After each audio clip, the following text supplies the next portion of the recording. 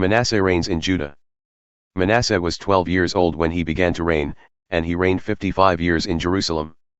And he did what was evil in the sight of the Lord, according to the abominations of the nations whom the Lord drove out before the people of Israel.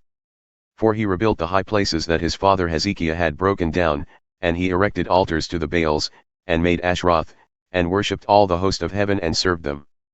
And he built altars in the house of the Lord, of which the Lord had said, In Jerusalem shall my name be forever. And he built altars for all the host of heaven in the two courts of the house of the Lord.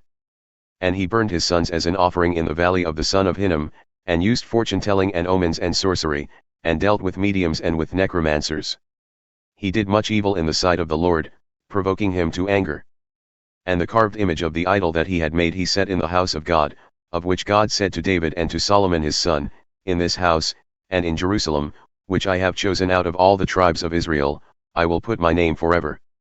And I will no more remove the foot of Israel from the land that I appointed for your fathers, if only they will be careful to do all that I have commanded them, all the law, the statutes, and the rules given through Moses.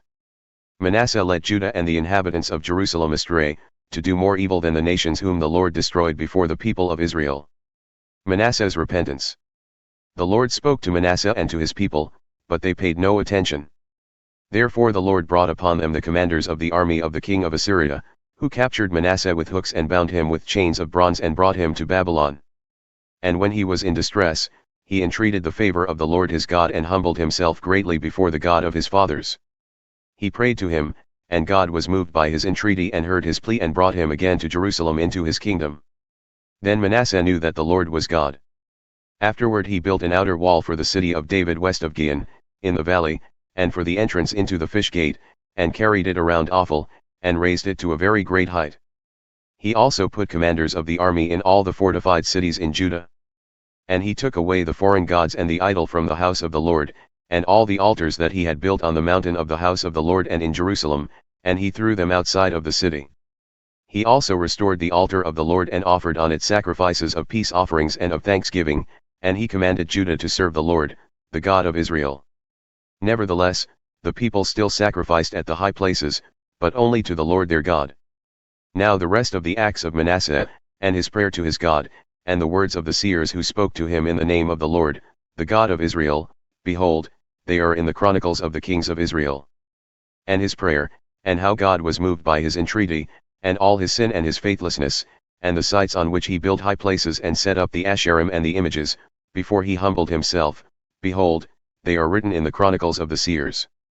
So Manasseh slept with his fathers, and they buried him in his house, and Amon his son reigned in his place.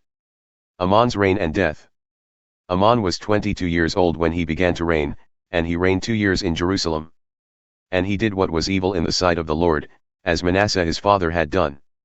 Amon sacrificed to all the images that Manasseh his father had made, and served them. And he did not humble himself before the Lord, as Manasseh his father had humbled himself, but this Amon incurred guilt more and more. And his servants conspired against him and put him to death in his house. But the people of the land struck down all those who had conspired against King Amon. And the people of the land made Josiah his son king in his place.